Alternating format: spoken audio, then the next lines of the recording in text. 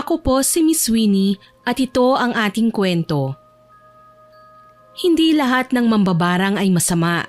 Yun po ang nais ko sanang ipaalam sa lahat na buong akala nila porket may nalalaman ng kapangyarihang itim ang isang tao ay masama na kagad. Kadalasan, sa barang nagsisimula ang kwento ng isang pag-ibig na wagas.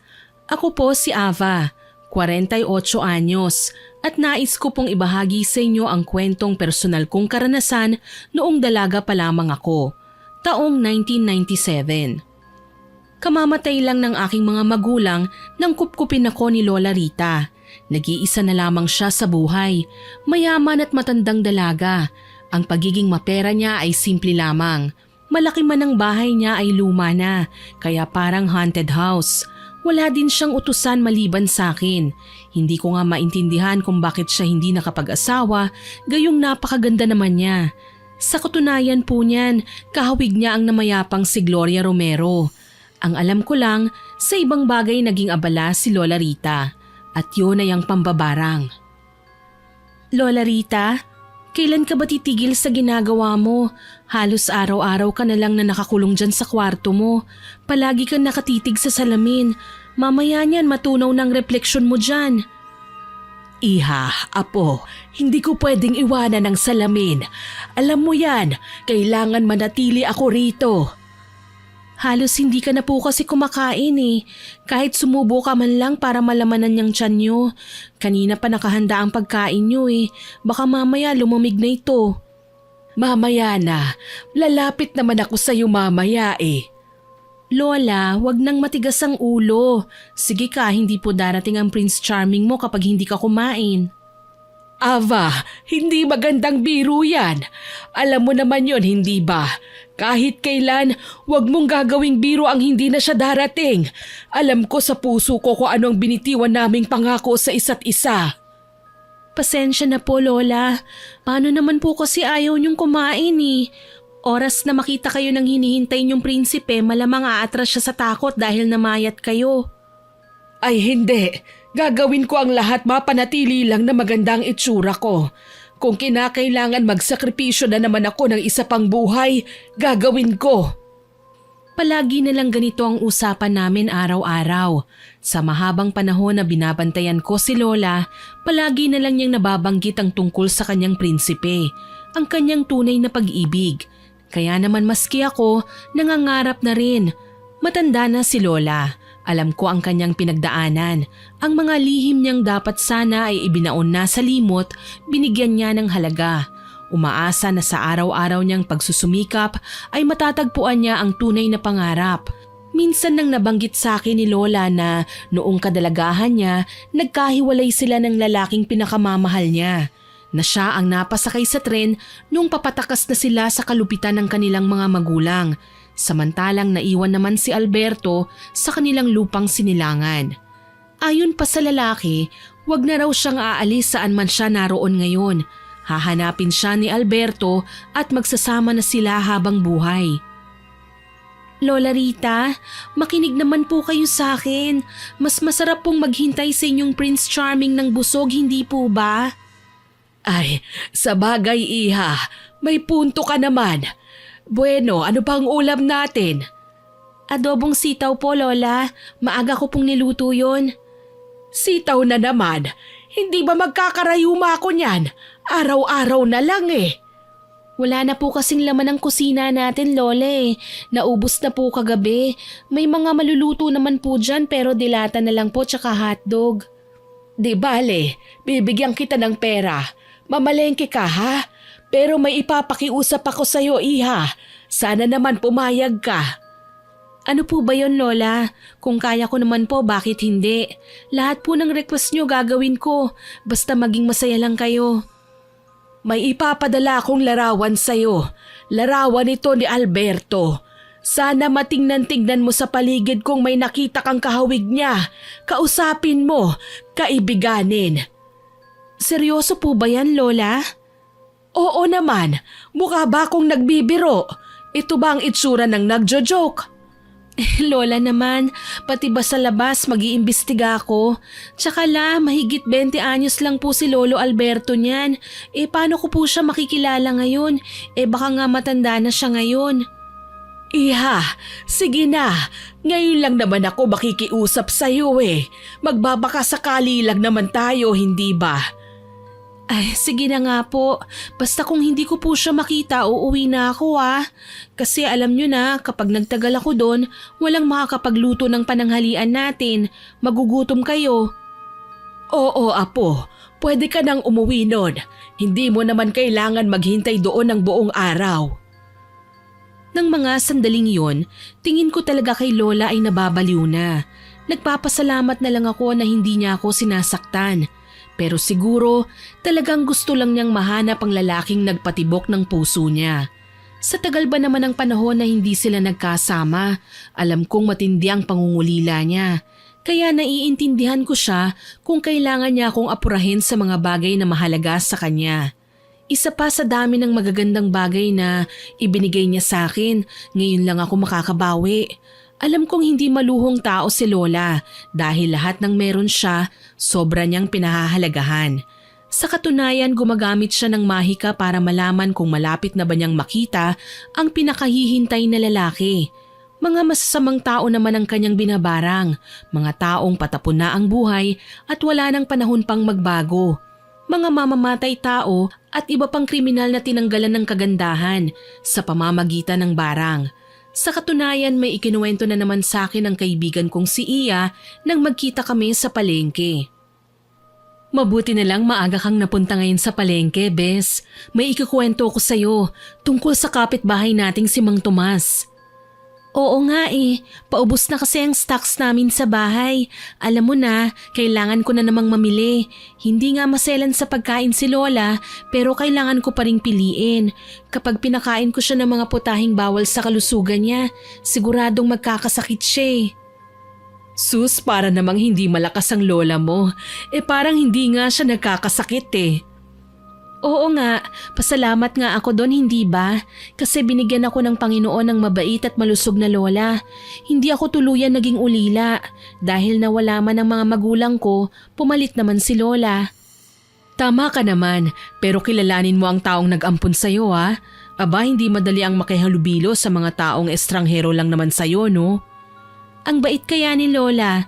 Bakit mo naman nasabi yan? May kinalaman ba ito kay Mang Tomas? Ano bang nangyari sa kanya? Ayun, nagwala si Mang Tomas, Bes. Paano nasira daw ang mukha niya? Parang nasunog tapos natuklap ang balat. Nakakadiri nga Napasilip ako kanina sa bahay nila nung napadaan ako. Aba, ayaw ng matanda na tinititigan ang mukha niya. Kaso lang wala siyang magawa kundi ang ibilad ang sarili sa kahihiyan. Kahit ilang beses niyang itaboy ang mga tao, hayun at sinisilip pa rin siya. Baka naman nahihiya siyang makita ng ibang tao ang paso niya sa muka. Kahit nga naman wala tayong kakaibang nararamdaman sa mukha natin, talagang mahihiya tayo kapag napagdidiskitahan, hindi ba? Hay nako, ang sabihin mo, Bes, nakarma na si Mang Tomas dahil sa mga pinaggagawa niya. Kilalang masamang tao ang matandang yun Siguro panahon na para magbayad siya ng mga atraso niya. Bakit? Ano bang kasalanan ni Mang Tomas? Hindi mo ba alam? Bali-balitang hired killer si Mang Tomas. May natagpuan ngang bangkay sa bungad ng barangay natin Ang sabi, siya raw ang nakitang huling kasama ng biktima. Nakuhanan pa nga ng fingerprint niya ang bangkay ng biktima Sinubukan siyang kasuhan kaso lang walang mapatunayang ebidensya. Palibhasa malakas ang kapit niya sa mga nasa pwesto. Ano naman ang koneksyon ng pagkakasakit ni Mang Tomas sa mukha dahil sa nangyari? Siya nga raw ang pumatay. Ang slow mo naman Malamang binarang siya ng mga kaanak ng biktima. Para pagdusahin, nakulong na siyang dapat kaso lang nakapiyansa. Tapos hindi na na-follow up yung kaso niya kaya naging malaya. Kung ako ang tatanungin, mas mabuti nga yung mabarang siya, hindi ba? Nang magtanda naman.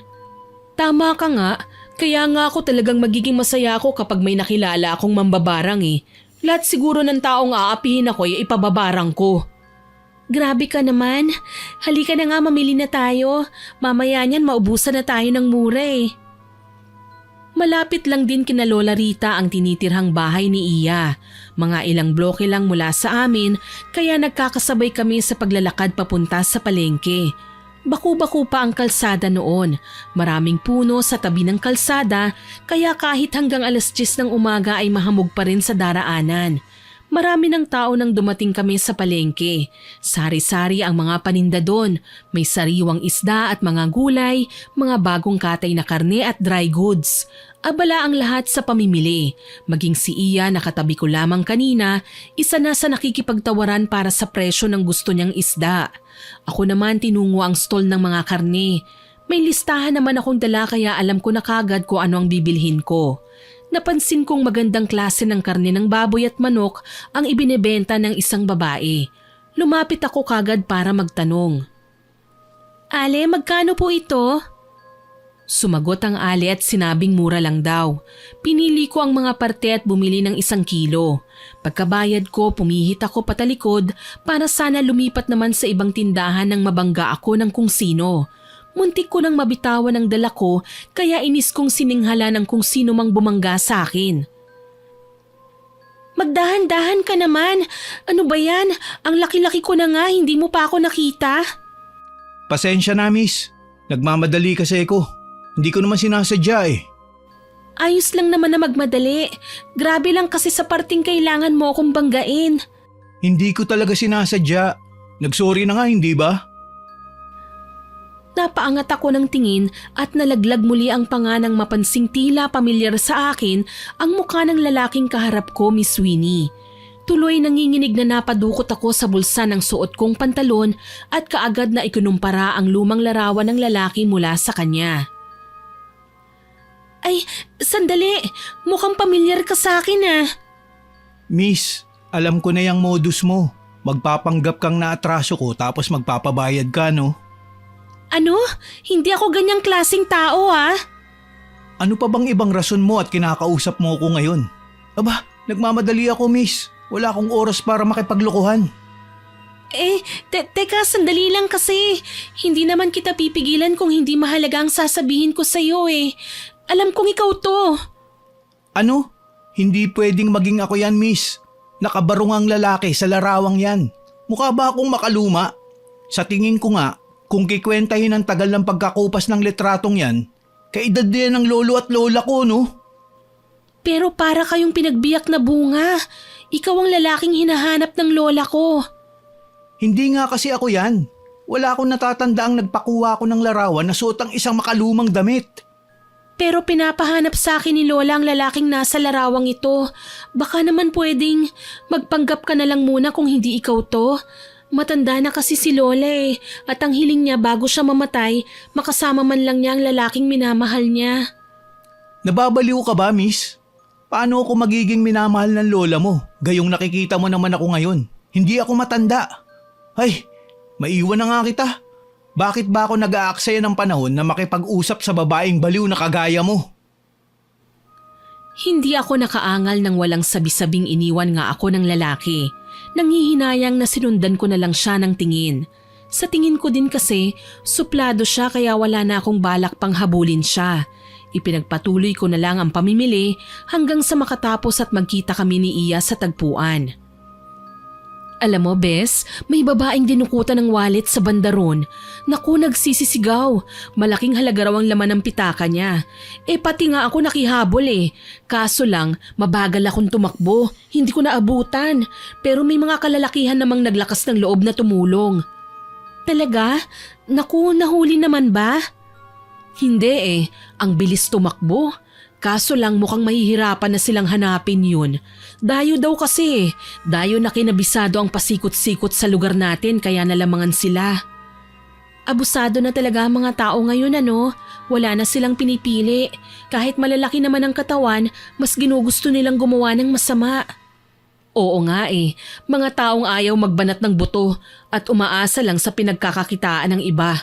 Mga walang hiya talaga. Naku, buti na lang hindi ako nadukutan. Kapag nagkataon, mamamatay na sila sa titig ko pa lang. Hay nako, tama na nga yan.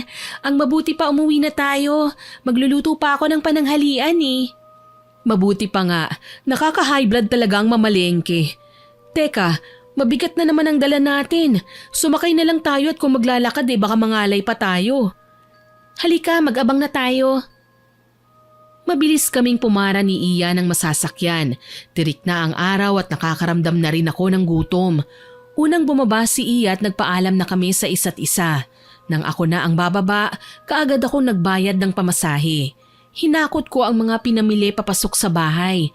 Naabutan ko si Lola Rita na may hinihilang malaking kahon palabas ng bodega. Nagulat ako at nag-alala kasi nga mabigat yun. Dali-dali kong nilapag ang mga dala ko at kaagad ko siyang inalalayan. Lola, bakit mo naman pinipilit na hilahin yan? Diyos ko naman, La. Tingin ko nga sa'yo hirap na eh. Hayaan mo na ako, Apo. Kailangan kong halongkatin ulit ang mga naitabi kong gamit ni Alberto. Ilalagay ko lang sana sa ibaba ng cabinet na yan. Parang palamuti, ganun ba? Gusto ko kasi, saang banda ko sa bahay na ito mapagawi, makikita ko ang mga bagay na nagpapaalala sa akin ng lalaking pinakamamahal ko.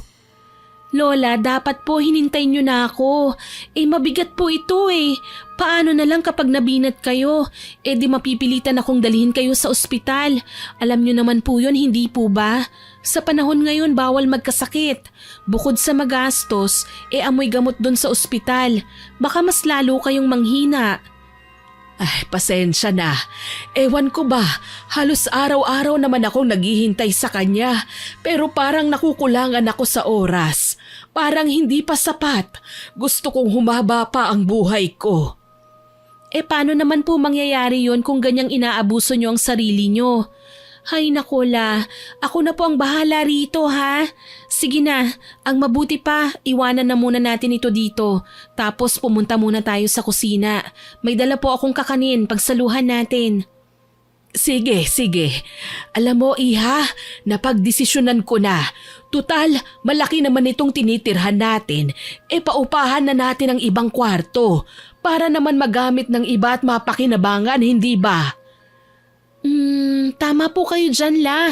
Hayaan nyo magpapaskil po ako ng karatula sa labas para kapag may nakabasa, makakahanap kagad tayo ng tenant para naman hindi tayong dalawa lang ang pagala-gala dito sa loob.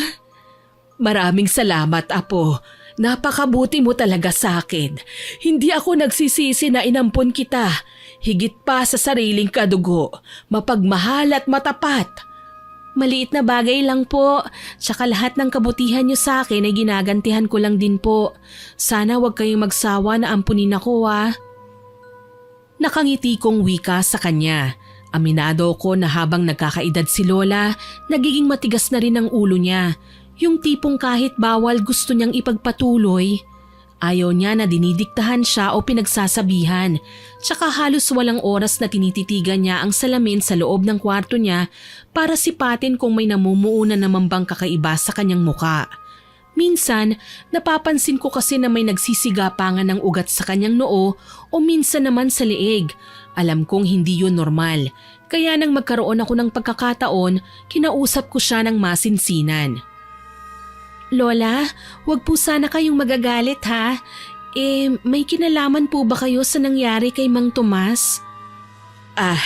Bakit mo naman naitanong? Nakita ko po kasi siya noong isang araw Masaklap ang sinapit ng pagmumukha niya. Parang chicharon bulaklak. Tsaka galit na galit siya sa bumarang sa kanya. Nagbanta pa nga po ng kung ano-ano Tsaka narinig ko dinala siya sa ospital. Wala naman daw pong findings ang doktor. Ang sabi wala siyang sakit. Ewan ko ba, kapag naaalala kong mukha niya nandidiri ako. Parang ayoko na tuloy kumain ng chicharon. Ganon ba? Iha, hindi ka naman siguro manghihinayang sa mga taong may malupit na gawain, hindi ba? Dapat lang sa kanya ang magkasakit. Nang sa gayon, hindi na siya makalabas ng bahay at magawa ang lahat ng nakasanayan niyang gawin, hindi ba? Sa bagay nga po, ilang buhay din po ang nailigtas dahil sa karamdaman niya ngayon. Kasi kung hindi siya nagkasakit, malamang dating gawi siya. Baka nga nag-curfew na naman tayo para maiwasan ang sakuna. Tao po! Iha, mukhang may tao. Baka naman may nakabasa na sa dinikit mong karatula sa labas. Teka at nang makausap ko nga, swerte na ito. Ako na po, Lola. Dito na lang po kayo. Kapag nakumpirma ko ang sadya niya, tsaka ko na lang po ipapakausap sa inyo. Mapapagod po kayo sa paglalakad eh. Batang ito talaga. Masyado kong iniingatan. Malapit lang naman ang balkonahe. Pwede namang doon na ako maghintay. Ayos lang po, Lola. Ako na po ang bahala. Dali-dali akong lumabas ng bahay at lumapit sa may tarangkahan. May natanaw akong lalaki. Sa tingin ko ay mahigit nasa 30 anyos na siya. Matikas ang pangangatawan at may pagkamoreno. May sukbit na bag at mukhang nanggaling sa malayong probinsya. Magandang araw po. Ano pong kailangan nila? Nabasa ko kasi dito sa karatula na nagpapaupa kayo ng kwarto. Interesado sana ako eh. Ganun po ba? Mawalang galang na po. May mga dala po ba kayong requirements kagaya nung nasa labas? Kakailanganin po kasi namin sa pagpapatuloy sa inyo. Huwag kang mag-alala, miss. Kumpleto ako sa papeles at mabuti naman akong tao. Sige po, hali kayo, pasok. Lola, may kakausap daw po sa inyo tungkol sa pagrerenta ng kwarto. Sino ba yan, iha? Uupa raw po sa isa sa mga kwarto, Lola. Tumango si Lola Rita at pinaupo kagad ang lalaki sa may upuan sa balkonahe. Nagpakilala ang lalaki bilang si Ben, taga-probinsya. Hinayaan ko na lang silang mag-usap ni Lola para magkasundo sa bayaran at sa iba pang batas niya sa loob ng bahay. Maya-maya pa, nagsilbing tour guide si Lola na ipinakita kay Kuya Ben kung saan kwarto siya mananatili. Kahit papaano, nakaramdam kami ng katiwasayan ng may makakasama na kami sa bahay. Tumutulong kasi si Kuya Ben sa mga gawain. Nagsisibak siya ng kahoy, minsan nagiging tubero at karpintero pa namin. Kuya, maraming salamat po sa pagtulong mo sa amin ha. Naku, minsan hindi ko na nga po nagagawa pang magsibak ng kahoy dahil sa dami ng gawain eh. Nasanay na tuloy kami sa uling na nabibili sa palengke. Wala yun, Ava. Sanay naman ako sa gawaing bahay eh. Saka magaan na trabaho lang to para sa akin. Ano po ba ang trabaho niyo sa probinsya? Para kasing sanay na sanay kayo sa mabibigat na trabaho eh. Isa akong antingero. Yun nangongolekta ng mga mutya. Ganun. Nick, trabaho ba yun? Parang hindi naman eh. Hindi ko masasabing trabaho. Pero yun ang isa sa pinagkakaabalahan ko. At kaya ako napadpad dito dahil naghahanap ako ng mga hindi pangkaraniwang nilalang na pwede kong mapagkuhanan ng bagong koleksyong agimat. Kagaya po ng mga engkanto? Hindi lang basta mga engkanto, pati aswang at mambabarang. Babawian ko ng kakayahan kapag nanlaban. Kaya ayun, minsan nasasaktan ko. May mga nakasagupa na po ba kayo, kuya? Oo, meron na. Lalo na yung mga manananggal sa bayan namin. Nakakatakot naman ang tungkol sa manananggal. Hindi sila uubra sa akin eh. Saka may mga mutya na akong nabawi tungkol sa mga nasabing nilalang. Ang habol ko naman ngayon ay tungkol sa mga mambabarang. Balita ko kasi malakas na uri sila ng mga nilalang. Bigla akong napalunok sa narinig ko mula kay Kuya Ben. Hindi siya isang ordinaryong tao. Kung ganoon, delikado si Lola Rita sa presensya ng antingero. Halos pabulong na lamang nang magpasya kong magpaalam sa kanya. Si Lola Rita kagad ang tinumbok ko. Kailangan kong ipaalam sa kanya na may mga taong posibleng magka-interes sa pinaggagawa niya. Baka nga saktan pa siya eh. Walang paalam na pumasok ako sa kwarto ni Lola para sana balaan siya sa klase ng taong tinanggap namin. Pero nagtaka ako nang makitang madilim sa loob ng kwarto niya. Lola Rita, nandito po ba kayo? Kailangan ko po kayong makausap. Kunot noo kong inaninag si Lola sa loob hanggang sa makarating ako sa banyo. May mga nakasinding itim na kandila sa sahig. Mababa ang temperatura sa loob ng kanyang silid kaya alam ko na kagad na may ginagawa na naman siya. Sa loob ng banyo naririnig ko ang pagbulong-bulong ni Lola ng mga katagang hindi ko maintindihan kung ano. Mga katagang sa tingin ko ay ginagamit niya bilang parte ng kanyang orasyon. Nanlaki ang mga mata ko nang mapansing may hawak pala siyang manika at kasalukuyan nitong tinutusok. Napatakip ako ng aking bibig. Ibang-iba ang presensya ni Lola ngayon kesa sa mga nakaraan na kausap ko siya. Kaya naman para wag ko na siyang maabala pa, umalis na lang ako. Mamaya ko na lang siya kakausapin. Lumabas ako ng bahay at nagpahangin sa harapan ng tarangkahan namin. Huminga ako ng malalim. Iniisip ko ang mga sasabihin ko nang mamataan ng pamilyar na figura ng babaeng dadaan sa harapan ko. Ang aking kaibigan. Nagpasya ako makipagkwentuhan muna kay Iya. Nagkataon kasi na pauwi na siya mula sa kung saan siya nagpunta. Inaya ko pa nga siyang kumain ng kwek-kwek sa tapat namin. Bes, saan ka galing? Mukhang seryoso ang mukha mo ah. Tara, kwek-kwek. Uy, Bes, galing ako sa mananahing si Aling Rona. Ipapatahi ko sana ang sira nitong palda ko eh. Wala na akong magamit na pangsimba eh. Kaso lang nalaman kong malubha pala si Aling Rona. Bakit? Anong nangyari sa kanya? Nagkasakit ba? Oo eh. Ayun, pumutok ang mga mata niya. Nagwawala nga eh. Dadalhin yata sa doktor. Ewan ko nga lang ba kung may magiging findings ulit doon. Diyos ko, bakit naman nangyari yun? Nakakatakot naman yan. Pati ba mata niya tinamaan ng kamalasan? Bigla na lang daw pumutok na parang lobo. Ay basta, hindi ko na maikwento ang buong detalye. Kinikilabutan ako eh. As in, nakakadiri talaga. Ano ba naman tong nangyayari sa atin? Nakakatakot na mga dumadapong sakit sa mga tao. Atin na lang to ah. Ang narinig kong bulungan ng mga marites doon malapit sa bahay niya, baka raw kinulam si Aling Rona. Abay kababaeng tao, hindi natatakot na mamboso eh. Walang yan naman oh, nagagawa niya pa yun? Oo, Bes. Yung mga binobosohan niya, mga taong nagsusukat ng bagong tahi niyang damit. Ang halay naman pala ng babaeng yan. Ilang taon lang ba si Aling Rona? Nasa 40 ba? Para namang wala siyang asawa? Sinabi mo pa. Hay nako, tama na nga yan. Para na tayong mga marites nito, no?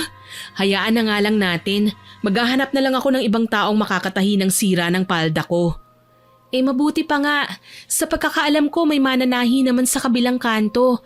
Pwede mong subukan doon. Tama ka, Bes. Di bale, malalaman at malalaman din natin kung sino ang nambabarang sa lugar na ito. Pangako, sasaluduhan ko siya.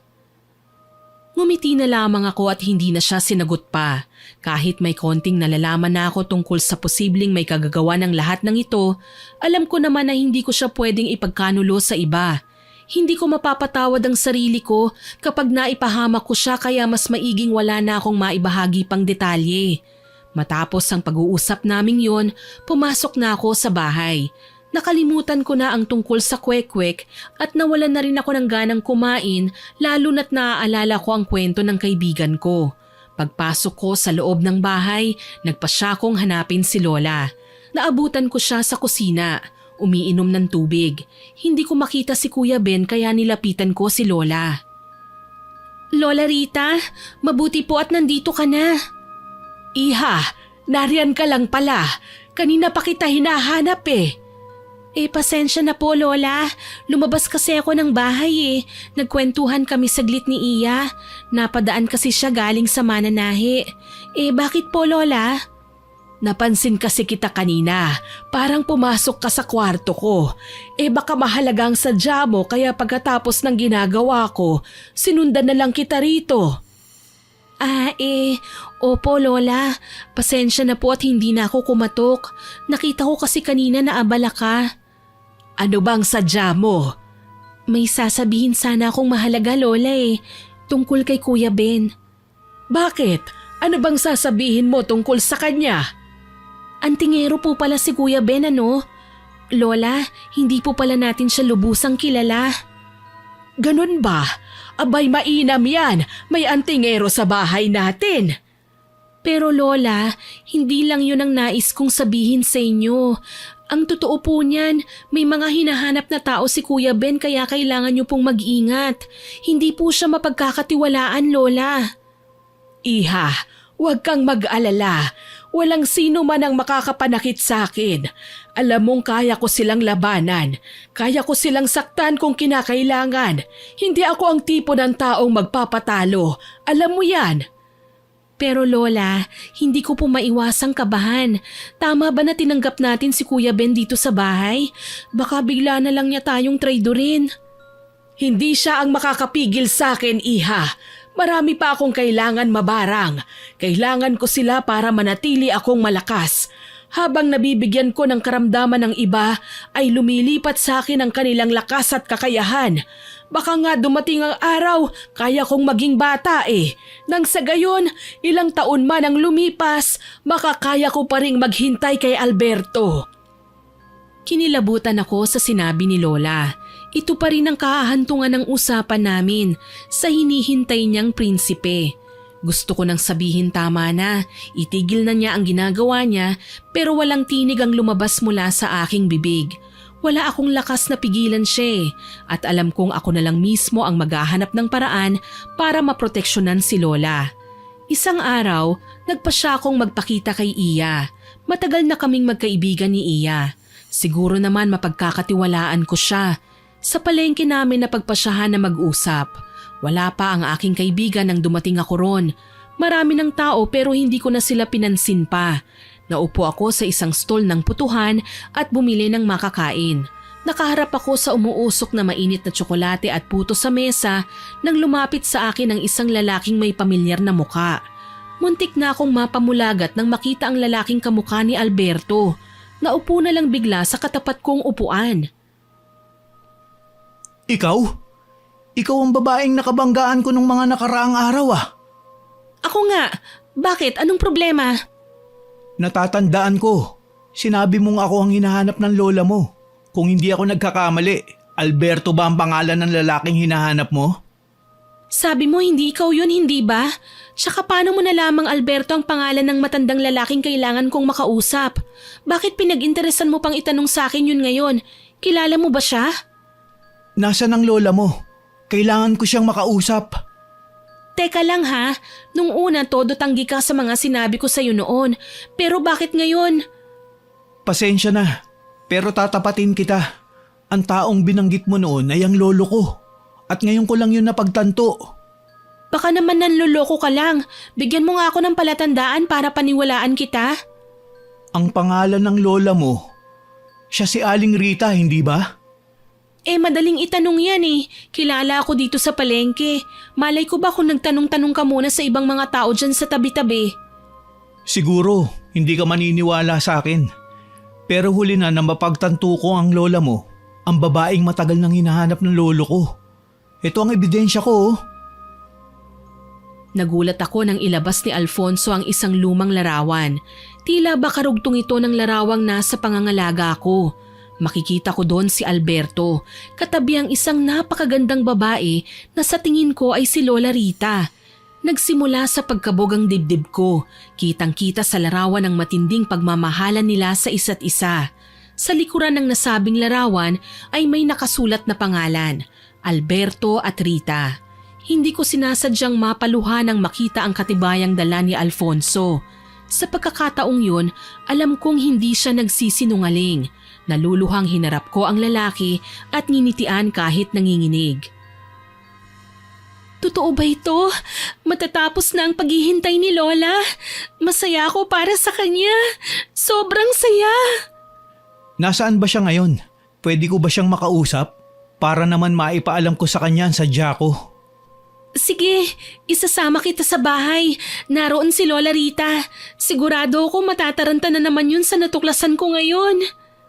Teka lang miss, hindi ko pa alam ang pangalan mo eh. Pwede ba kitang makilala? Ako si Ava. Lola lang ang tawag ko kay Lola Rita. Pero hindi niya ako tunay na apo. Ampon lang niya ako. Kinupkup niya ako nang mamatay ang mga magulang ko. Okay lang yan. Ako naman, apo ng kapatid ni Lolo Alberto.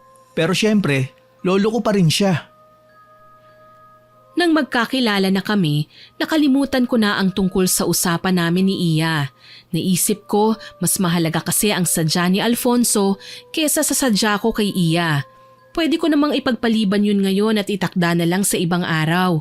Tsaka nagbilin ako sa tindera ng putuhan na may importante kong nilakad kaya hindi ko na siya nahintay. Pagdating sa bahay, naabutan ko pang dinidiligan ni Lola Rita ang mga paborito niyang orchids sa bakuran. Kaagad kong tinawag ang kanyang atensyon. Lola Rita, nasan po kayo? May mahalaga po akong sasabihin sa inyo, Lola. Oh, apo, nariyan ka na pala. Bakit ba sumisigaw ka at… Alberto? Lola? Humahagulgol na kaagad na nilapitan ng matanda ang kasama kong lalaki. Hinawakan ng pisngi nito at hinagod. Makailang beses na tinitigan, sinisigurong totoo ang kanyang nakikita at hindi basta namamalik mata lang. Alberto, ikaw na ba yan? Bumata ka. Nagtagumpay ka ba? Paano mo nagawa ito? Pasensya na po, Lola Rita. Nagkamali po kayo. Hindi po ako si Alberto. Ako po ang apo niya, si Alfonso. Tama po ang sinabi niya, Lola. Siya po ang apo ng lalaking matagal mo nang hinihintay. Kung hindi ikaw si Alberto, nasan siya, iho? Matagal na panahon ko nang hinihintay ang minamahal ko. Sana naman hayaan mo kung makausap at makasama na siya ngayon. Iyon na nga po eh. Kailangan niyo siyang makita. Kung ayos lang po sa inyo, isasama ko po kayo ngayon sa probinsya. Pero ang sabi niya, wag akong umalis dito. Nakakasigurado ka ba sa sinasabi mo, iho? Baka naman niloloko mo lang ako. Hindi na po niya kayang bumiyahe, Lola. Kaya pasensya na po kung kayo ang kailangan dalhin ko sa kanya. Sige, sinabi na niya ang bagay na yan at hindi ako tatanggi. Makikipagkita ako sa kanya. Iha, maghanda ka na at magbihis. Babiyahe tayo ngayon sa probinsya. Makakasama ko na ang Alberto ko. Agad-agad, Lola? Wala na tayong kailangang sayangin na panahon. Pupuntahan ko na kagad ang lalaking nag-iisang nagpatibok ng puso ko. Wala akong nagawa kundi ang sumang-ayon sa sinabi ni Lola. Naiintindihan ko naman siya. Matagal na niyang hinihintay si Alberto. Ngayong tadhana na mismo ang naghanap ng paraan para magkita silang dalawa, tatanggi pa ba ako? Gusto ko naman na maging masaya ang lola ko, kaya makalipas ang ilang minuto, naririnig ko na si Lola Rita na kinakausap si Kuya Ben para sa iilang araw niyang pananatili na muna sa bahay. Maliban pa ron, kapitbahay naman namin ng chairman ng aming barangay at kinausap din namin para proteksyonan ang aming bahay. Pumayag naman ang butihin naming kalapit-bahay kaya kahit papaano napanatag ang aming loob. Sakali man na medyo matagalan kami sa lugar na pupuntahan namin. Si Iya naman, saglit kong kinausap at nagkasundo na kami na maliban kina chairman at sa iba pang kapitbahay, sisilip-silipin na rin niya ang tenant namin. Nang sa gayon masiguro namin na wala siyang ibang pakikialaman maliban na lang sa mga bagay at lugar kung saan pinahintulutan siya ni Lola. Ano, Iha? Sa tingin mo ba maganda na itong suot ko? Kahit ano pang isuot nyo, Lola, maganda kayo. Tama na po yan. Naghihintay na si Alfonso sa labas. Salamat, Iha. Naku, hindi ko talaga maiwasang manabik. Napakatagal ng panahon na magkahiwalay kami. Ngayon mabibigyan na ng katuparan ang lahat ng aming mga pangarap. Masaya po ako para sa inyo, Lola. Sana po magkita na kayo kagad. Sabik na akong magkaroon ng lolo. Lola Rita, Ava, narito na ang taxi na pinara ko. Halina kayo. Sumunod kami kay Alfonso at sumakay na nga ng sasakyan. Naging swabe at maayos naman ang aming biyahe. Pagdating namin sa lugar na pinagmulan nila Lola, napansin ko siyang pumikit at napahinga ng malalim. Alam kong ninanamnam niya ang alaala ng nakaraan. Huminto ang aming sasakyan sa isang lumang bahay Kastila sa may kabisera. Mistula itong museum kung titignan, kaso lang may mga detalye sa bakuran ng bahay na palatandaang tinirhan ito ng mga tao. Lola, hali kayo, pasok po. Natatandaan niyo pa po ba ang bahay na ito? Oo, ito ang bahay nila Alberto. Nasaan siya? Ay, matagal ng panahon mula nang maiwan ko ang lugar na ito. Napakaraming nagbago. Pero ang bahay na ito, wala man lang nag-iba. Ganoon na ganon pa rin. Maliban na lang sa takbo ng panahon. Nararamdaman kong malayo na kami sa mapanghusgang mga mata ng bawat tao at mamamayang minsan na kaming kinutya at ginawang masama. Nasa loob po. Hinihintay kayo. Lola, hawakan na po kita para hindi ka mahirapan. Nakakapanibago si Alberto. Bakit kaya hindi niya tayo sinalubong? Dati apo, nakagawian na ni Alberto ang salubungin ako sa tuwing darating ako sa aming tagpuan. Ang totoo niyan, ito ang unang pagkakataong makakapasok ako sa bahay ng pamilya niya. Bakit naman po, Lola? Wagas naman ang pag-iibigan niyo, hindi po ba? Hindi kailanman naging maayos ang trato sa akin ng pamilya ni Alberto. Sila ay nagmula sa pamilya ng mga mangkukulam. Ako naman nagmula sa pamilya ng mga mambabarang. Barang at kulam? Hindi po ba magkapareho lang yun? Diyan ka nagkakamali, apo. Ang kulam ay isang klase ng gawain kung saan bibigyan ng sakit ang isang tao sa pamamagitan ng sumpa. Samantalang ang barang ay mas nakakahindik na bersyon ng kulam. Gagamit tayo ng mga insekto at makakamandag na hayop para pagdusahin ang ating mga kinamumuhiang tao. Akala ko talaga magkatulad lang ang mga yan. Hindi pala, mas masahol at mabagsik pala ang barang. Oo, iha. Napakarami ko pang hindi na ikukwento sa'yo. Pero asahan mong darating ang araw, malalaman mo rin ang lahat. Hindi ka na iba sa akin kaya lahat ng meron ako mapapasayo rin.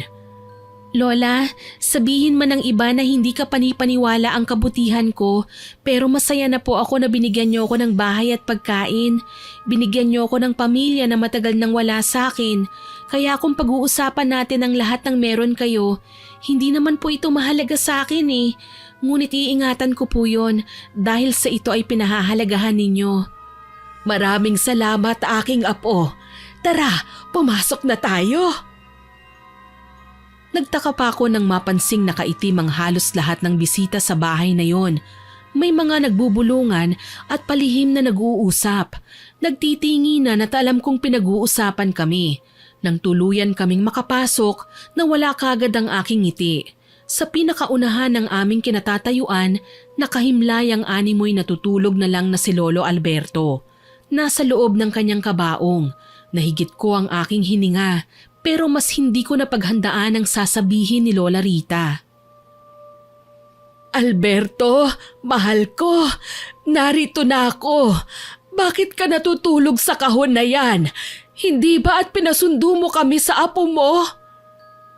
Lola, nakahiga na sa kabaong si Lolo Alberto. Hindi na po siya gigising pa. Hindi na po kayo magkakausap. Patay na po siya, Lola. Ito po ang huling-hiling sa amin ni Lolo Alberto, la. Ang magkita kayo bago pa man siya ilibing. Anya, wag mo na siyang hintayin. Hindi niya nakinaya ang kanyang karamdaman. Anong ibig mong sabihin, iho? Malubha na po si Lolo bago pa man magkita kami ni Ava sa palengke at masabi sa kanya na kayo ang hinahanap ko. Sumuko na po si Lolo, Lola Rita. Humihingi siya ng paumanhin na hindi na maipagpapatuloy ang inyong pagmamahalan. Pero hihintayin ka niya sa mundong ginawa niya para sa inyo. Iniwan na ako ni Alberto. Hindi na kami magkikita pa. Wala nang silbi ang paghihintay ko. Umasa ako ng sobra. Tahan na po, Lola. Huwag na po kayong umiyak. Hindi masisiyahan si Lolo Alberto kapag nakita niya kayong malungkot. Hindi ko lang maiwasan na maglabas ng sama ng loob, iha. Alam mo ang mga ginawa ko, magkaroon lang ng sapat na lakas para tumagal pa ng ilang taon, hindi ba?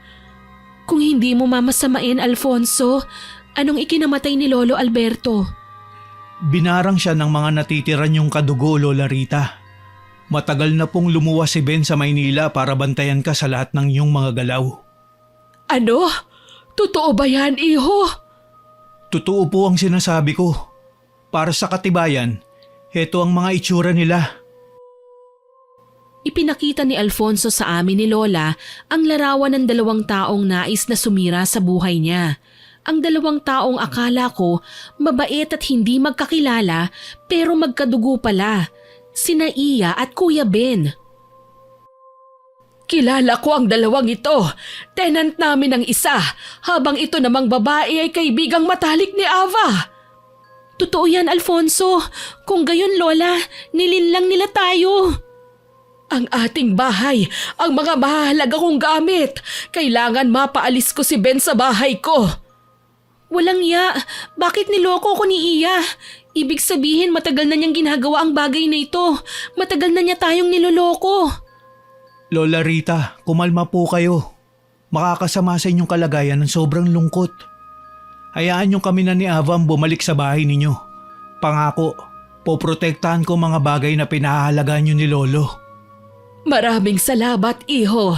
Hindi ko akalain ganun na lang kung magmalasakit ka sa akin. Tatanawin ko itong malaking utang na loob. Lola, nangako ako kay Lolo Alberto, kaya wala kang dapat na ipag-alala. Magagawa kong depensa ng lahat ng meron kayo. Natitiyak ko, wawasakin nila ang lahat ng kagamitan ko para hindi ko na sila malabanan pa. Ganyan sila katuso. Huwag kayong matakot, nandito naman ako. Saka bago pa man namatay si Lolo, tinuruan niya na po ako sa mga kaalamang meron din kayo. Tumango si Lola Rita at binigyan ng basbas ang aming pag-alis ng mga sumunod na araw. Kailangan naming itago si Lola Rita dahil siya ang kailangan ng 2 nagpapanggap at nakipaglapit sa buhay namin. Elementarya lamang ako nang makilala si Iya. Paanong wala akong napapansing kakatwa sa mga kinikilos niya?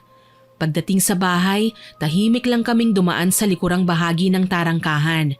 Halos hindi kami humihinga ni Alfonso habang pinakikiramdaman ang paligid. Sa may kusina, naririnig kong nagtatawanan sina Kuya Ben at Iya. Iiyak ang matandang yon pagdating niya. Wala nang lalaking pinakamamahal niya. Nabarang ko na eh. Magaling kapatid. Alam ko naman na kaya mong gawin yun eh. Ayaw ka nga lang pagkatiwalaan ni Mama, kaya nga pinatakas na kita sa bahay natin para mauna kang makipaglapit sa ampon ni Rita. Isa pa yun, tatanga-tanga din eh. Hindi ko nga alam kung nagbabait-baitan lang ba siya o sadyang nahihibang na siya sa kakasuporta sa lola niyang hilaw. Huwag mo nang alalahanin si Ava. Madali lang madispatch siya ang babaeng yun. Nakakuha ka ba ng mga gamit niya? Hindi pa nga eh, nakalakang kwarto niya. Pati na rin ang silid ng matandang hukluban, sarado rin. Huwag kang mag-alala. Bubuksan ko yan mamaya. Mukhang matatagalan pa ang 2 sa probinsya. Malamang magluluksa pa sila, ngangawa pa. Tapos marami pang kaartihan sa katawan bago pa ipalibing ang matandang binarang mo. Gigil na gigil ako sa aking mga narinig. Hindi ko akalaing sa lahat ng kabutihang naibigay ni Lola sa 2 taong ito, balak pa nila kaming traidorin at saktan. Aktong susugod na ako nang basta na lang akong hinawakan ni Alfonso sa braso. Huwag kang sumugal, Ava. Kapag nalaman nilang narinig mo ang lahat ng sinabi nila, hindi ka na talaga aabuti ng umaga. Kita mo nga, hinahanapan ka nila ng mga gamit nang mabarang na habang maaga pa. Hayop talaga ang Iya na yan. Nagtiwala ako sa kanya. Tinuring ko siyang kapatid. Tapos malalaman ko, plano pala nila ang lahat. Hayaan mo na. Gagawa na lang tayo ng paraan para maitaboy natin silang 2. Basta wag na wag kang susugod. Maaalarma sila agad at baka mabiyag tayo. Pasensya ka na, Alfonso. Nakakaawa lang kasi si Lola eh. Inabuso siya ng mga taong hindi naman niya personal na kilala. Halika, kailangan na muna nating umalis dito pansamantala. Kailangan natin ng maayos na plano para mapaghiwalay natin ang 2. Saka tayo susugod para mapaalis sila sa bahay ni Lola Rita. Pumayag ako sa pinayo sa akin ni Alfonso. Mabilis naman kaming nakaalis nang walang nakakapansin sa amin. Dinala niya ako sa isang maliit na apartment na aniya, tinutuluyan niya noong minsang maligaw siya sa palengke at makatagpo niya ako. Halika, Ava. Pasok ka. Maraming salamat, Alfonso. Kailan ka lang namin nakilala ni Lola, pero todo nang malasakit mo sa amin. Kasiyahan ko na ang tumulong sa kahit na sino noon pa man. Saka walang karapatan sina Ben at Iya na gawin kay Lola Rita ang ginawa nila sa lolo ko. Gagante ko sa hindi nila inaasahang paraan. Medyo hindi malinaw ang nalalaman kong nakaraan ni Lola eh. Ikaw ba alam mo? Base sa kwento ni Lolo na alam ko, dati na raw silang kinasangkapan ng kanika nilang pamilya para magsagawa ng mga hindi kaaya-ayang gawain sa mga tao. Bibigyan nila ng nakamamatay na karamdaman ng mga tao kapalit ng pera. Ibig bang sabihin yan? Mga bayaran silang mambabarang? Oo, simula pa sa mga ninuno nila ang kaalamang yun. Kaso lang, hindi ginusto ni na lolo at ng nobya niya ang gumawa ng mga ganitong klaseng bagay. Nagmamahalan sila. Natatakot na kapag nagpatuloy ang masasamang gawain nila ay bumalik sa kanila ang karma. Nagpas siyang magtanan ng dalawa. Kaso lang, noong araw na sasakay na sila ng tren, nagkagulo dahil may nakapagsabing paalis na sila ng bayan. Sa galit ng mga tao, tinugis nila sina lolo at lola. Grabe naman pala ang pinagdaanan nila. Kung tutuusin wala silang kasalanan. Napilitan lang silang gawin ang mga bagay na labag sa kanilang kalooban. Kaya nga nagkahiwalay sila eh. Ano nang sumunod na nangyari? Piniling magpaiwan si lolo. Ginawa niya yon para mailigtas si Lola Rita at makatakas ng tuluyan. At nabubuhay sila sa pamamagitan na lang ng sumpaan. Kaya hindi sumusuko si Lola at patuloy pa rin sa paghihintay kay Lolo Alberto. Tama ka. Dapat nga makikipagkita na si Lolo kay Lola. Kaso lang, ayun, nagkasakit siya ng maluba. Hindi na niya kinaya pa ang karamdaman kaya siya pumanaw. Kawawa naman si Lolo Alberto. Hayaan mo Alfonso, kahit hindi ko personal nakilala si Lolo, gagawin ko ang lahat maipaghiganti ko lang sila nila Lola. Kasama mo ko dyan. Kaya ngayon, kailangan natin maghanda para maatake natin sila. Habang inilalatag ni Alfonso ang plano, hindi ko maiwasang manghinayang sa naging pagkakaibigan namin ni Iya. Sobrang okay naman kami, nagkakaintindihan at nagdadamayan. Pero bakit ngayon biglang ganito? Malalaman ko na magkapatid pala sila ng tenant namin na lantarang ipinaalam sa akin ang interes niya sa mutyang hawak ng mga mambabarang. Paano ko dedepensahan si Lola laban sa kanya? Mabuti na lang may kaalaman si Alfonso sa kakayahang meron sina Lola. Nang gabing yon, sinaksihan ko ang kanyang paghahanda sa orasyon. Nakalatag ang mga itim na kandila sa palibot ng isang hugis bituing guhit. Nakaupo si Alfonso sa gitna, tila ba abala sa pagdarasal at pag-usal ng hindi ko maintindihan ng mga orasyon. Maya-maya pa, itinaas niya ang kanyang kamay at namangha ako nang makitang may hawak pala siyang papel. Nakasulat doon ang mga pangalan ni Iya at Ben. Ito ang isa sa pinakamagandang lamang natin sa kanila, Ava. May alam tayo sa pagkatao nila kahit papano. Samantalang sila, hindi ito alam. Ang ginagawa mo bang yan, barang na? Oo, at sisiguraduhin ko sa'yo na bukas magiging kwento na lang ang dalawang yan. Basta ang sakin lang, ayoko nang maghintay ng matagal. Kailangan nating matalo ang dalawa sa lalong madaling panahon. Sisimulan ko na ang orasyon. Paano ko? Anong gagawin ko? Wala kang kailangang gawin kundi ang maghintay lang, Ava. Susubukan kong gambalain ang kanilang pagtulog para mabawasan ang kanilang kapangyarihan. Sana talaga matapos ng kaguluhang ito para makabalik na kami ni Lola Rita sa bahay namin at maparusahan na ang dalawang nanlamang sa lolo mo. Mangyayari yan, Ava. Huwag kang mag-alala. Lahat ng kasamaang idinulot sa kapwa ay may kapalit, may karma. At sisiguraduhin kong hindi nila makakaya ang bigat nito kapag dumating na sa kanila. Nakita kong nagdasal ng taimtim si Alfonso at ipinatak ang kandila sa mga pangalan ng dalawang nais niyang saktan. Ilang sandali pa, muli na namang bumulong ng panibagong orasyon si Alfonso hanggang sa mapansin kong humangin ng malakas. Kakaiba ang malamig na hangin yun. May kasamang tinig ng isang nilalang na hindi ko lubos akalaing maririnig ko. Buo ang kanyang boses, mababa at mula sa ilalim ng hukay. Hindi ko alam na ganito pala kasindak-sindak ang pambabarang. Para din siyang si Lola Rita. Nakakatakot. Gustuhin ko mang magtanong kung sino yon, alam kong wala pang tamang oras para malaman ko ang mga bagay na nakikita ko. Nanatili na lamang akong tahimik hanggang sa hindi ko matiyak kung pinaglalaroan ba ako ng imahinasyon ko o ano.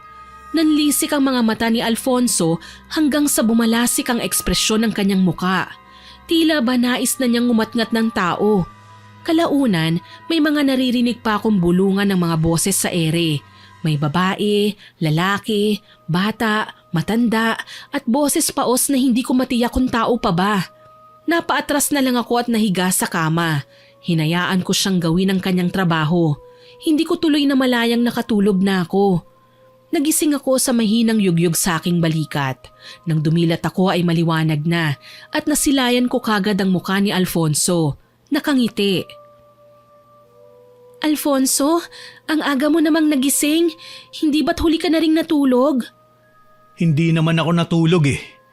Gusto ko lang sanang ibalita sa'yo na tagumpay ang ginawa kong pagbarang sa 2 taong nasa bahay ninyo. Talaga? Ano na ngayon ang plano natin? Maghihintay lang tayo ng ilang araw. Pagkatapos, bigla tayong pupunta sa bahay. Alam ko may sakit na sila sa mga oras na yun. Gugulatin natin sila. Sige Alfonso, nananabik na akong gawin ng bagay na yan. Ano kaya ang magiging itsura ni Iya at Kuya Ben kapag nalaman nilang matagal na nating alam ang ginagawa nila? Sigurado ko magugulat sila. Pero hindi tayo magpapakita kagad sa kanila. Magtatago na muna tayo, makikiramdam. Hanggang sa matiyak na nga nating pwede na silang lapitan kung kailan mahina na sila.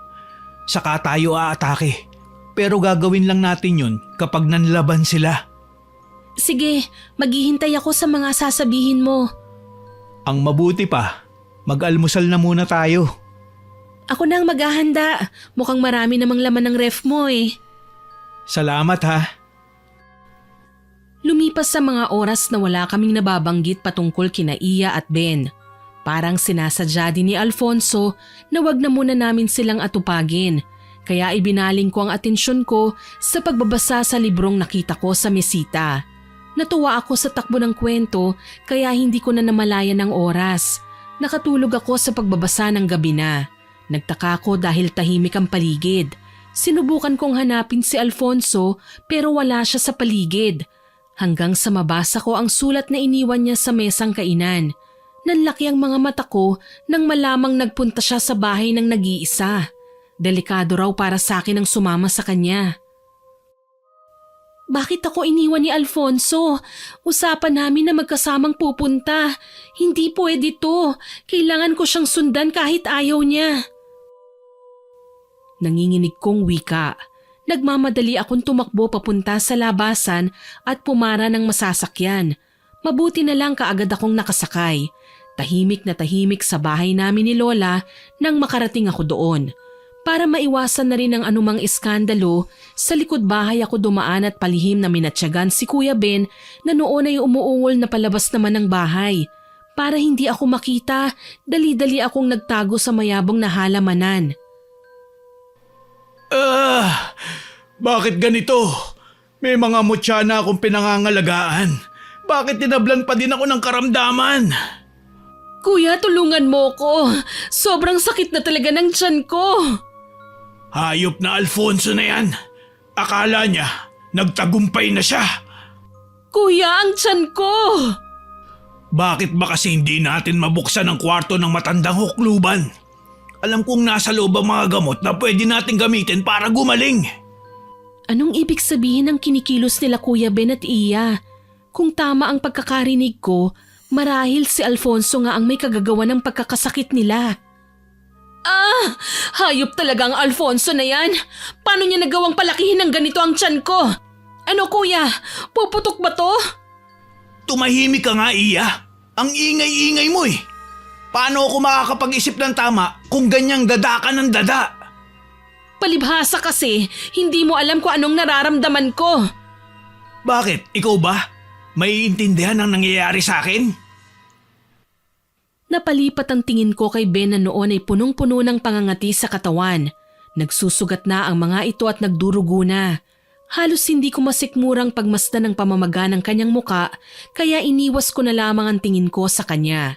Sa bandang madilim at ibaba ng bahagi ng balkonahe, may natanaw akong bulto ng isang lalaki. Alam ko na kagad na si Alfonso yun. Malamang isinasagawa na niya ang plano namin na nakakainis mang isipin, siya lang ang gumagawa. Nasaan ang mga gamit mo sa pambabarang? Kailangan magantihan natin si Alfonso. Barangin mo siya, Iya. Sa ganitong sitwasyon ko, kuya, nakikita mo naman siguro na nahihirapan ako. Hindi ko kayang sakyan ang lahat ng gusto mo ngayon. Sira ka ba? Paano tayo makakawala sa sumpa ng mambabarang? Mamamatay tayo sa sitwasyong to. Kasalanan to ni Ava eh. Kung hindi niya itinago sa akin ang kakayahan ng matandang hukluban na si Rita, malamang napatay ko ng matandang yun dati pa. May kapalpakan ka din. Dahil sa'yo kaya nagawang itago ni Ava ang tunay na kakayahan ni Rita. Tingin mo ba magtitiwala yun sa'yo? Huminga ako ng malalim, pilit na iniintindi ang mga pangyayari. Sa bandang huli, pinili kong lumabas para magpakita sa kanila. Labis ang pagkagulat ni Alfonso mula sa kanyang pinagtataguan. Sinusubukan niya akong mapaatras pero hindi ako nakinig. Wala din naman akong balak na makinig sa kanya. Hindi ko alam na ganito pala kayo kasama. Bes? Ava, nandito ka na? Nasaan si Lola Rita? Itigil niyo na ang pagpapanggap. Matagal ko nang alam ang ginagawa niyo. Matagal ko na ring alam na balak niyo kaming patayin. Alam mo na pala bakit parang kalmado ka pa? Kasi alam kong may dahilan kung bakit gusto niyong gawin ang mga bagay na ito. Bakit nga ba, Kuya Ben? Tinanggap ka namin ng maayos sa bahay ni Lola Rita. Binigyan ka ng maayos na mahihigan kahit na hindi ka pa naman talaga nakakabayad ng upa. Hinayaan ka ni Lola na gumamit ng mga kagamitan sa bahay ng walang limitasyon. Tuwang-tuwa pa nga siya nang makitang tumutulong ka sa pagkukumpuni ng mga sirang gamit Wala kang karapatang husgahan ako. Hindi mo alam kung anong pinagdaanan namin ng kapatid ko. Kaya nga ang sabi ko, ipaintindi nyo, hindi ba? Sa pagkakaalam ko pa naman kadugo nyo si Lola. Bakit nyo nagawa sa kanyang bagay na ito? Bakit kailangan nyo siyang pasakitan? Nagtatanong ka pa kung bakit? Dahil siyang dahilan kung bakit naging miserable kami ngayon. Ipaliwanag nyo nga ng maayos. Sa paanong dahilan ba? Pinatay ng mga tao ang mga magulang namin dahil kagagawan ni Rita at ni Alberto. Ang mga magulang namin ang nagbayad ng kasalanan nila sa mga tao. Hindi totoo yan, Kuya Ben. Oo at ampun lang ako ni Lola Rita. Pero alam ko kung ano ang tunay na pinagdaanan niya. Hindi niya gustong mambiktima ng tao. Napilitan lang siya dahil ayaw siyang tantanan ng lolo at lola niyo. Sinusugal nila sila Lola Rita kapalit ang pera. Kaya hindi siya ang tunay na may kasalanan. Sinungaling ka. Dapat sa'yo, pinatatahimik. Sa labis kong pagkagulat, napasigaw ako nang makita si Kuya Ben na pasugod sa akin at balak na sana akong suntukin. Kaso lang dumating si Alfonso at hinarang ang papatamang kamao sa aking muka. Nagulat si Ben at hindi kagad nakabawi. Maya-maya lang, si Alfonso naman ang nanuntok sa kanya. Tinamaan sa panga si Kuya Ben. Ang lakas ng loob mo saktan ako! Mambabarang ka! Sino bang nauna? Ha? Ikaw naman, di ba? Pinatay niyo ang lolo ko. Sa tingin mo ba, mapapatawad ko kayo? Gumaganti lang ako sa inyo. Dahil sa inyo, maaga kaming naulila. Hindi man lang namin naalagaan ang mama at papa namin. Hindi man lang nila kami nakitang tinupad ang aming mga pangarap. Lahat nawasak sa isang iglap. Tama na! Masakit na ang tiyan ko! Tingin ko sa tiyan ni Iya ay puputok na. Tuloy naglaho ang galit ko sa babaeng minsan ay tinuring kong kaibigan. Kaagad ko siyang inalalayan at pinaupo sa isang parte ng hagdanan sa may balkonahe. Anong gagawin mo? Gaganti ka ba sa akin, ha? Ano, papatayin mo na ba ako? Sige, Ava, gawin mo para naman maiganti mo ang lola mong masahol pa sa hayop.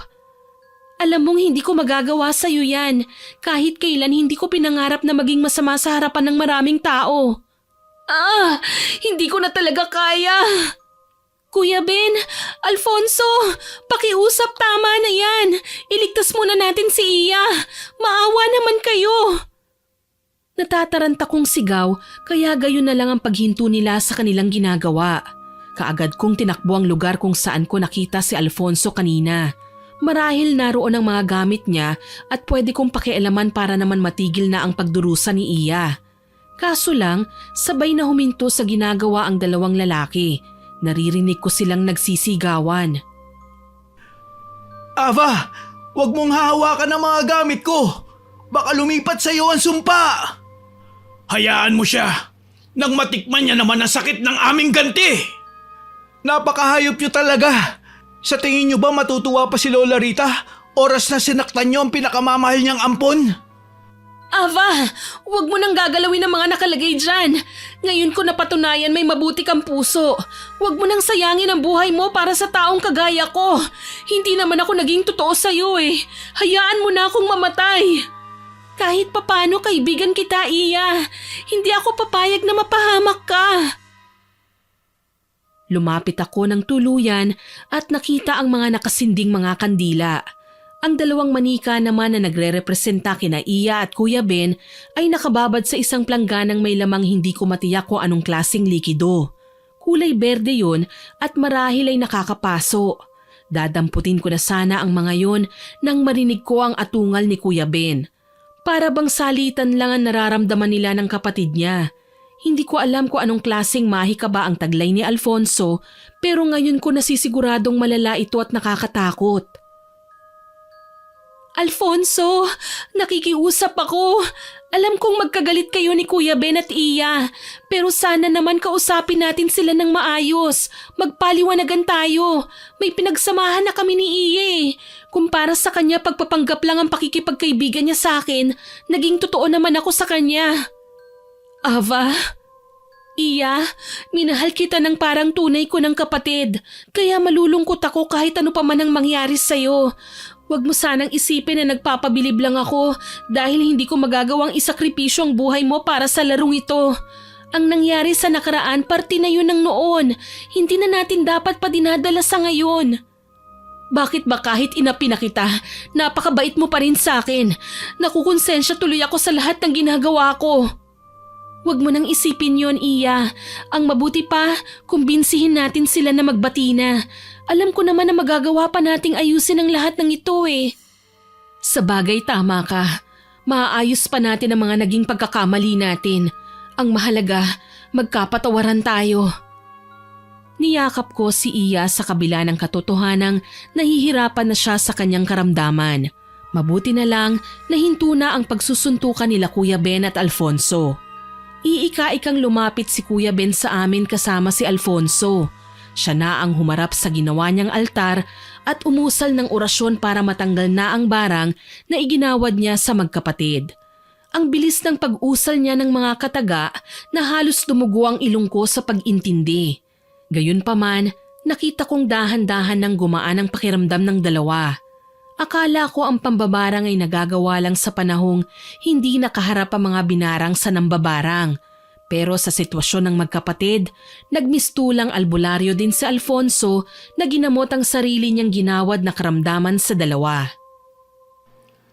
Alam ko medyo mabigat pa ang inyong katawan makalipas ang 3 araw. Pero huwag kayong mag-alala. Nabawi ko na ang binigay kong karamdaman.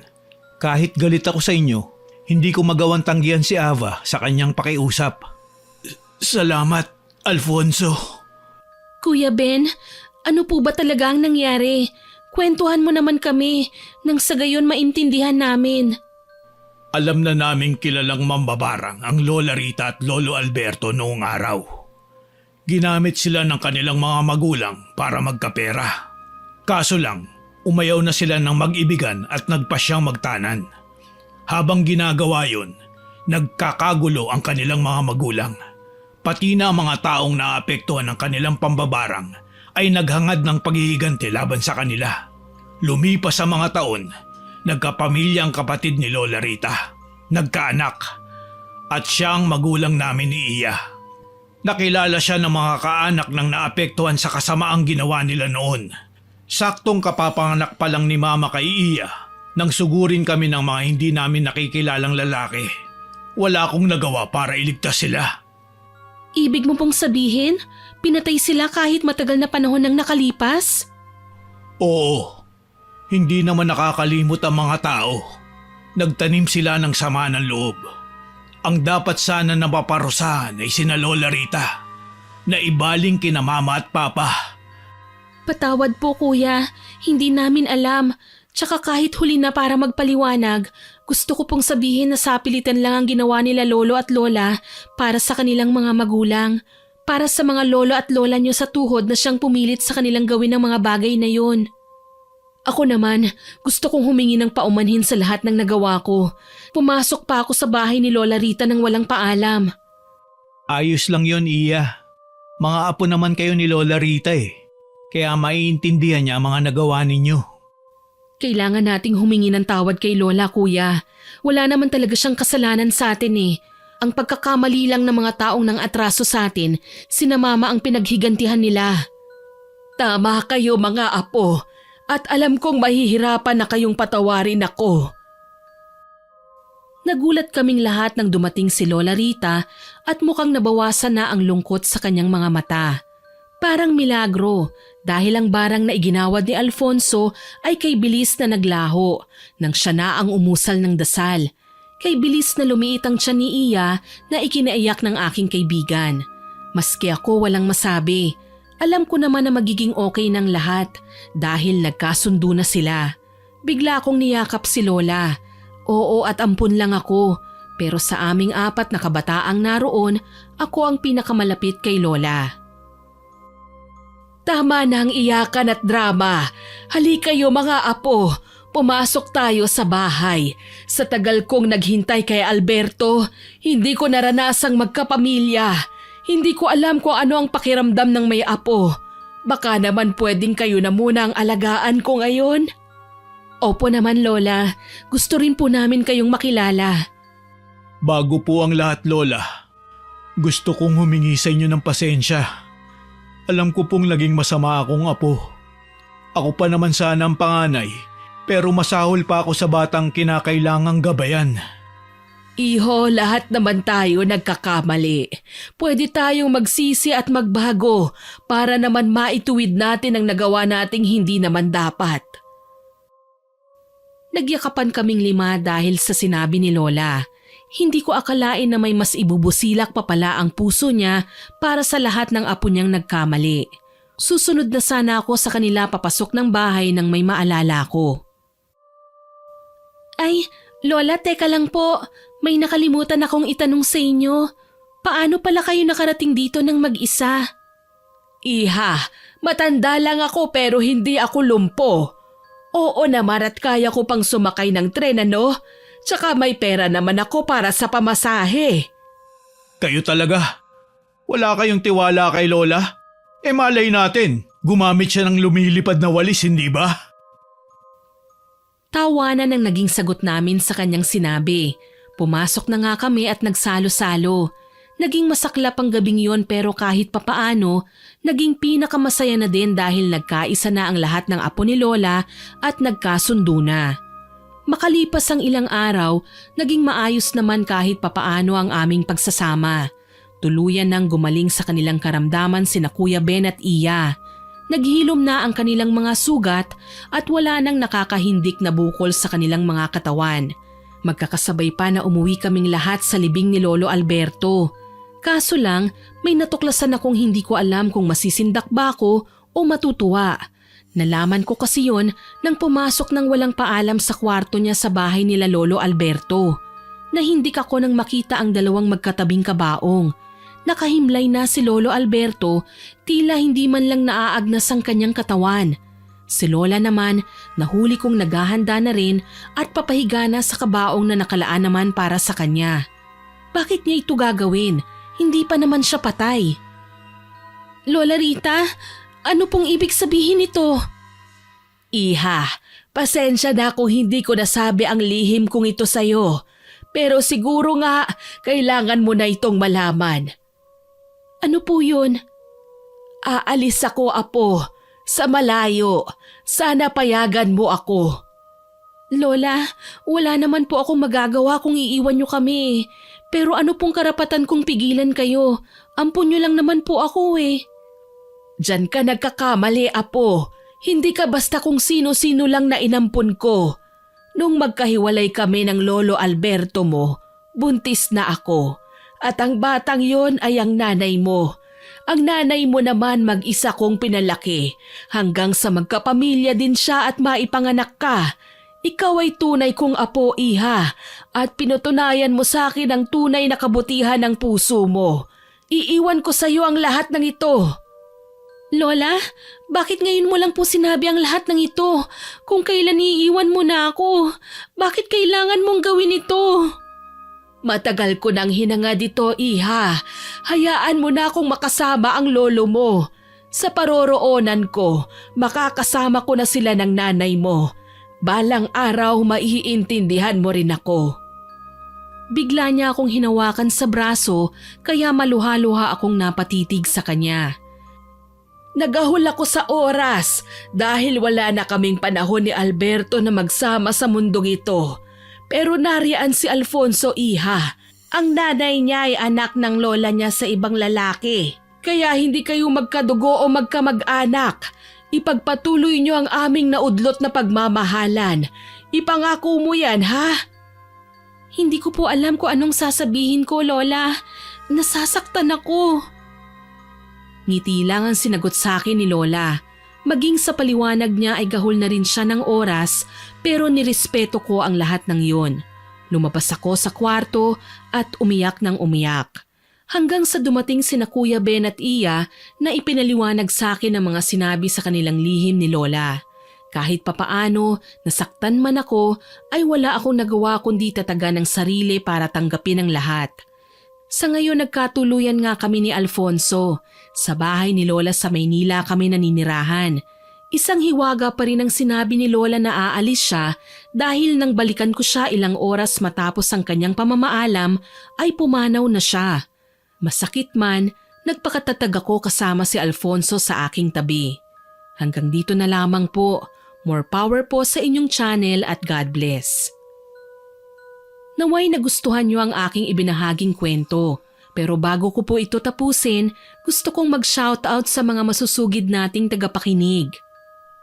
Shoutout po kina Ma'am Jean Lopez mula sa Tibiao Antique, Miss Marian Delta Fuente mula sa Kuwait, Ma'am Hadigia Matala mula sa Oman Muscat, Miss Leonora Mandigma from Cabuyao, Laguna, Ma'am Elizabeth Panuncial na nag-birthday po noong June 2 mula po sa Abu Dhabi, Miss Glenda Gilyado from Malaysia, si Sir Joshua Marangi at sa mami niyang laging nakikinig na si Miss Yasmin, Miss Gemma Ilyagas from Butuan City, Ma'am Angelina Ignacio na always listening daw po from California, Sir Ricardo Ado at sa kanyang mama na nakikinig daw po palagi at si Miss Aisel Gregorio na nag-comment sa silosang asawa na hindi raw po kumpleto ang kanyang araw kapag hindi nakinig ng kwento sa ating channel.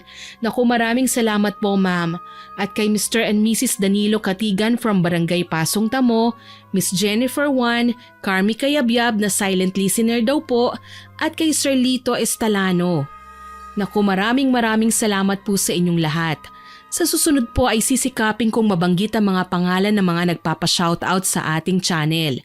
Muli ako po si Miss Winnie na lubos na nagpapasalamat sa inyong walang sawang pakikinig.